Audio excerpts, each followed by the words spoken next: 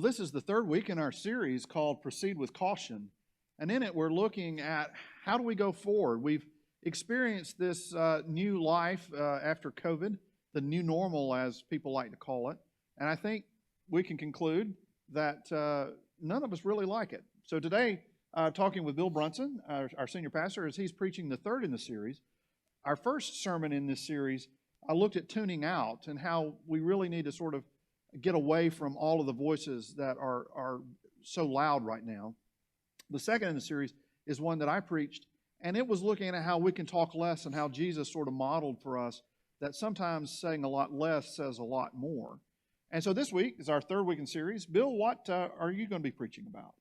Well, this week we're going to be looking at the idea of once we've tuned out and once we're speaking less, then we need to be listening to God. And I know when Sherry was dealing with tuning out, it was trying to silence all those many voices that are out there that always are clamoring for our attention, telling us what we should think and what we should believe and what we should buy and what we should do.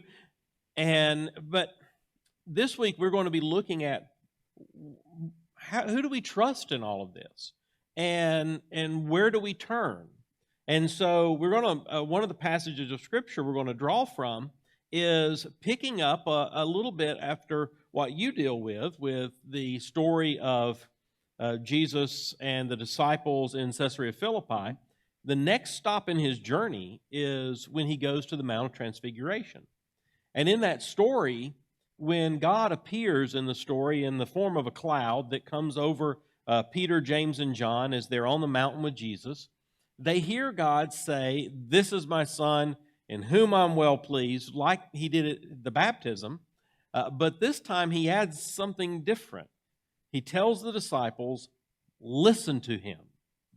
And that's, I think, the key for us is if we want our life changed, if we want our lives transfigured or transformed or different or new, then we need to listen to Jesus. And as we live in this world of new normal, wouldn't it be great if the new normal was that we listen to Jesus as we shape our lives? And it's sort of juxtaposed with that previous passage where Peter was telling Jesus. Right. And then on the Mount of Transfiguration, the Father saying, hey, y'all listen to him. Yes.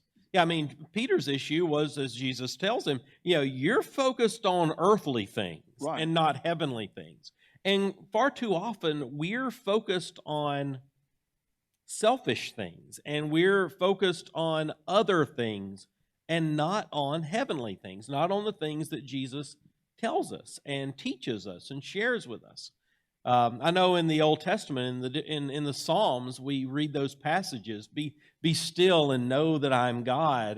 And another one that says, for God alone my soul waits, for my hope is in him. And I think that what God was trying to get the disciples to understand was that they need to silence all the rest and to listen. Just like the crowd was crying out after the feeding of the 5,000 that they should make Jesus king, silence that. Just like Jesus is saying, sometimes things won't be as easy as other days, and some days are going to be really hard, as he's telling the disciples what's going to happen to him in Jerusalem.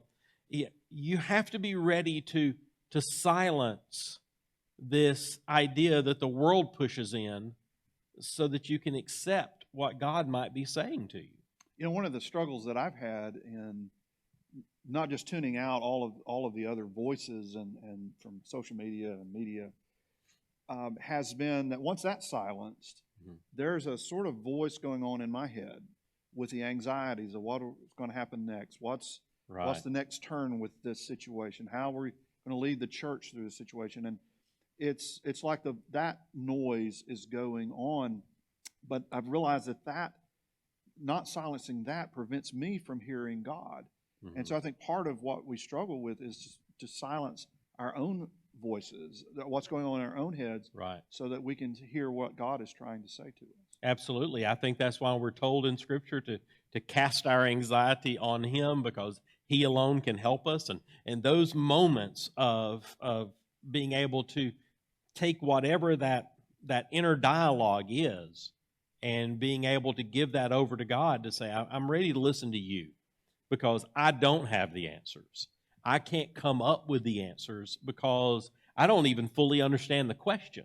I don't understand the questions. And so I can't come up with the answers. And if you want any opinion on any subject, look on social media, because you will see on a simple question, you will see all answers from all points of view, and so where do we put God in that? And so I think that what we need to learn to do, and I say all of us need to learn to do, is to make listening to Jesus, make listening to Scripture and to God primary. Because sometimes we sort of equate it with just another source we go to. Mm-hmm. But it should be the source that informs us, the source that guides us, the source that we trust and that we listen to.